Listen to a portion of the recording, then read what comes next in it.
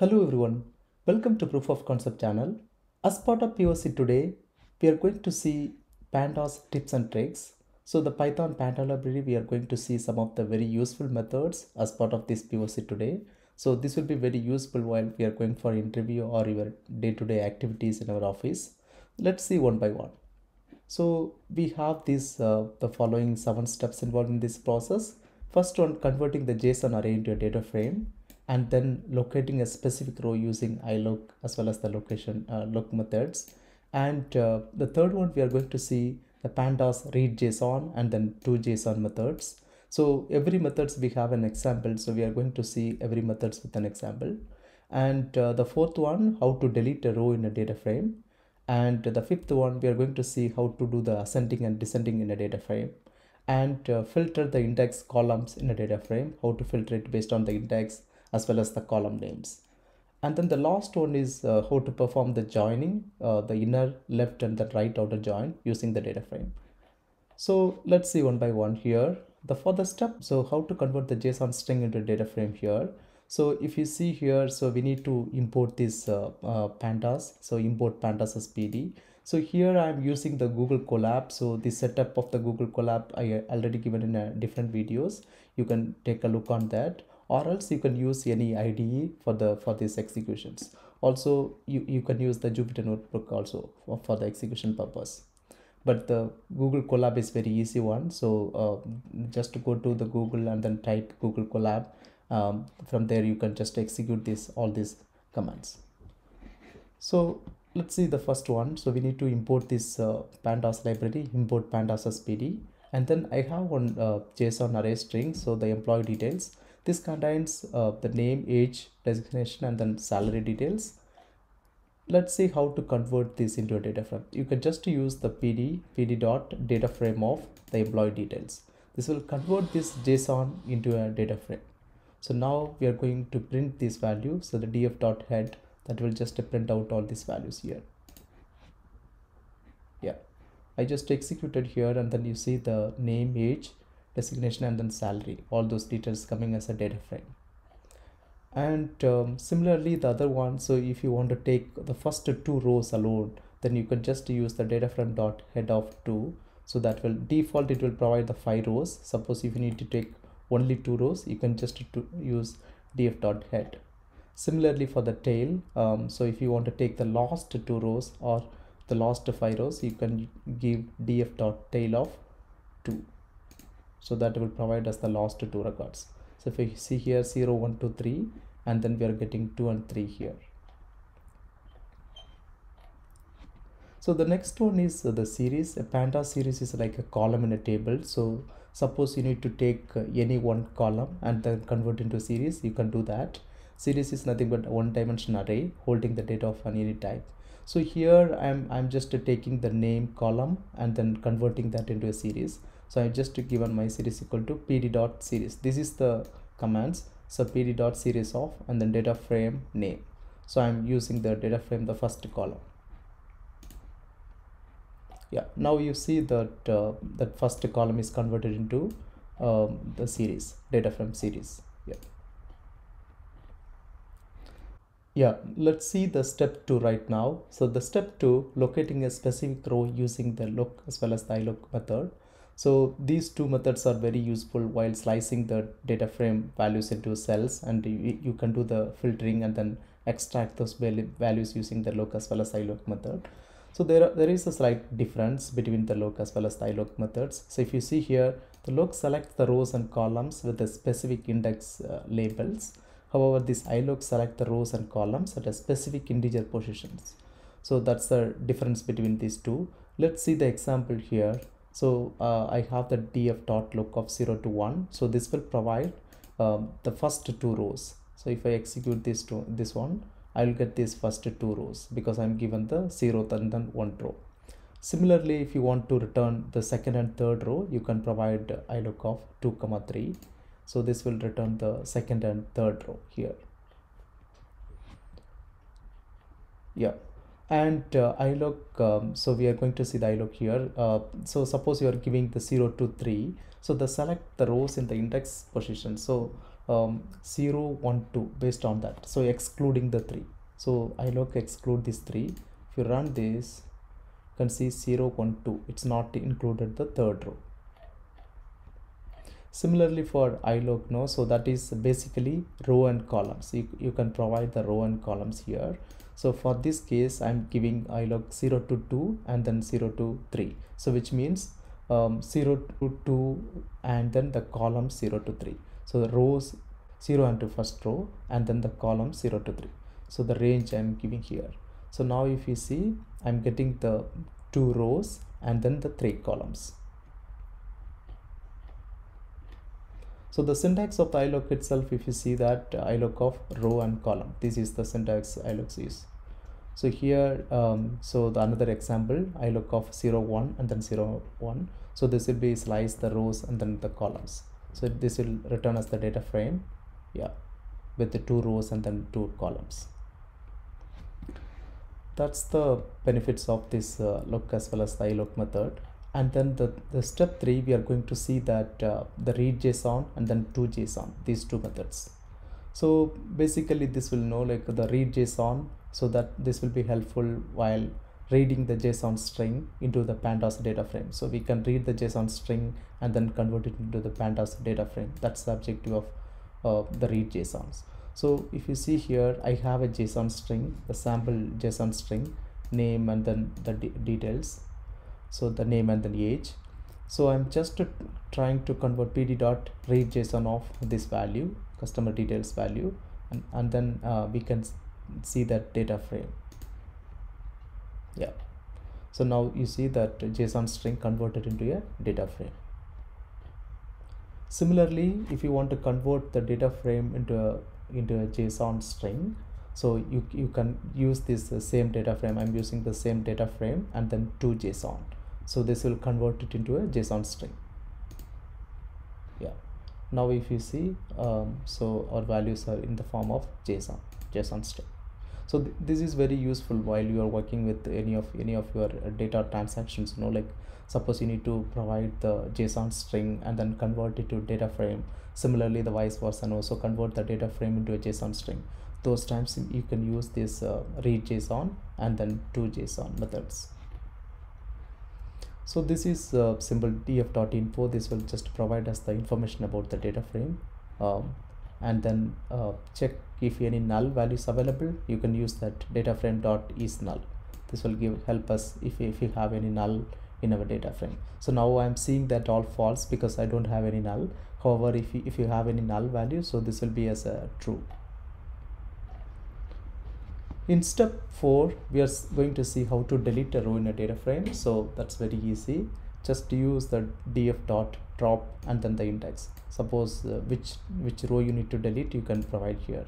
So if you see here, I have total 4 records in this data frame, and I want to delete the third one. So you can just provide df.drop of 3.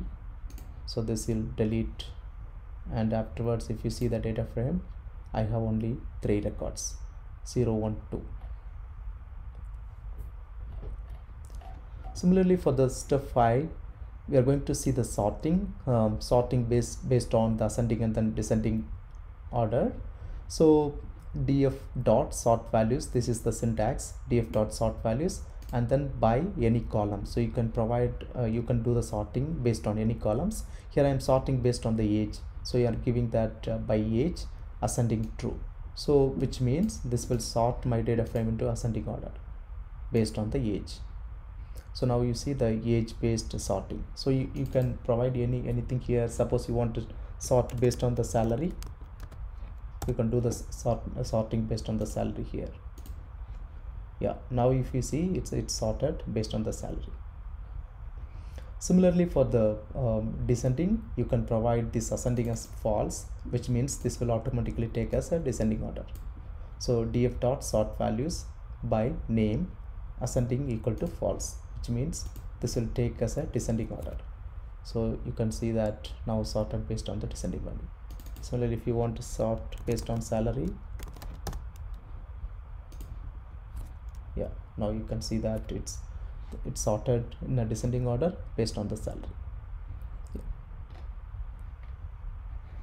The sixth one is how to filter by index as well as the columns in a data frame. So there is a filter method that's very helpful for us to slice the data frame into a subset of it. So you can just use df dot filter and then the index. So suppose I need to filter by index value 0, so this will be take based on that. You can just execute and then see that. I filtered the first row alone. Filter index equal to 0, which means it's filter out only the first row alone. Suppose you need to take multiple rows, no, like a 0 and 1, you can just give filter 0, 1, index equal to 0, 1. So this will filter the first 2 rows. Similarly, if you want to filter by columns, you can provide items equal to name and age. So this will take only the name and age filters. Yeah, from my entire data frame, this is being filtered based on only the name and age.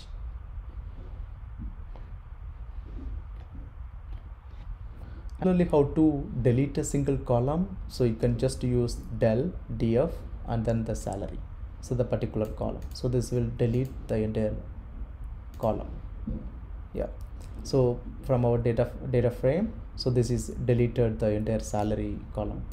Now we don't have a salary, only the name, age and then designation. So this is the simple command del df and then salary. So we are in step 7 right now. So this is very important part of the data frame. So we are going to see how to perform join, inner, left, right and then outer join using the data frame. It's very simple. So maybe you're already familiar with these join conditions. I just put together one of the picture here. The inner join, so that's the common values between the table 1 and then table 2. Left join means like consider everything from the table 1, however only the matching values from the table 2. The right is just vice versa, so take everything from the table 2, the right table, and then only the matching values from the left table. Full outer join means, you know that, like, so take all the values from the table 1 and then table 2. So that's the base objective of these join conditions. Now let's see how do we use the data frame to perform this activity. Here I have two tables. One is the user details, that's the left table, and then one more table is the right table, that's the course details. So the user, I have the user ID and then username. So we have 4 users here, 1 2 3 4, and then the name. So the users have more courses. One user can take multiple courses. So if you see here, we have the course ID and then the course description and then the user ID details. Let me quickly run and then show this. Yeah, so here we have the user and then username and the course details as well, course ID and then description, course description, and then the user ID. So user ID is the key here. So these two tables are connected with the user ID. Now if you see here, like for the user ID 1 2 we have multiple courses, but 3 4 we don't have any courses here. These users they didn't take any courses. Now let's see how this operation can be done through the left join. So the left join means, already you know that, like take all the values from the left table and only matching records from the right table. So the Pandas, this is the syntax: pd dot merge of left table comma right data frame, left data frame and then right table on which condition. So what is the key between this? We are using the user ID and then how I'm giving left. So this is the simple syntax in Pandas data frame.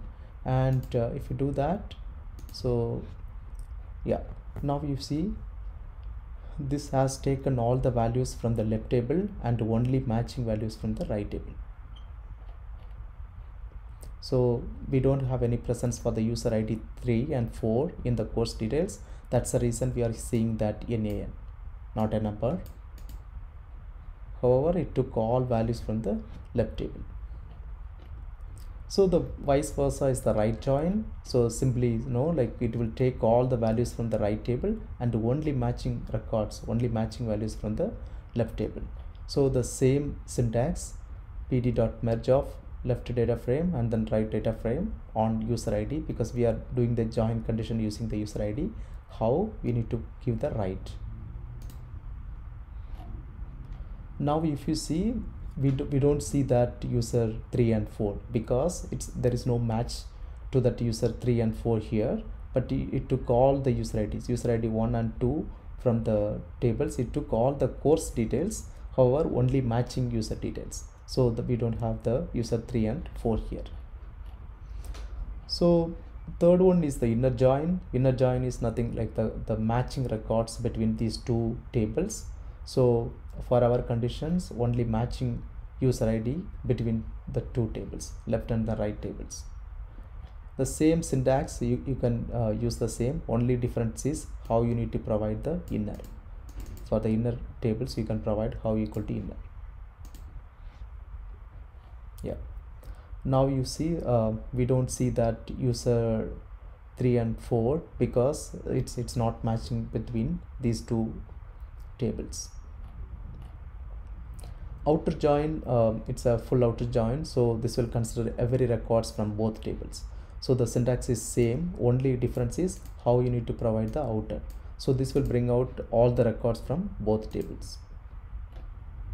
So now if you see, you can see that user 3 and then user 4 as well, but the corresponding matching we are seeing NA, not a number.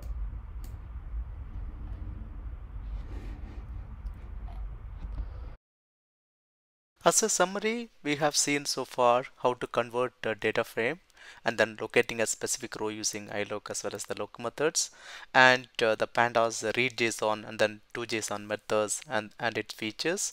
Also, we know how to delete the row in a data frame, and then the sorting based on ascending as well as the descending.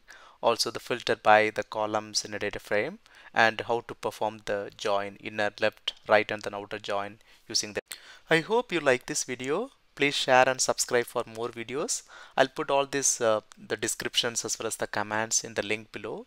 You can take a look and then you just try to execute this all these commands. Thank you so much.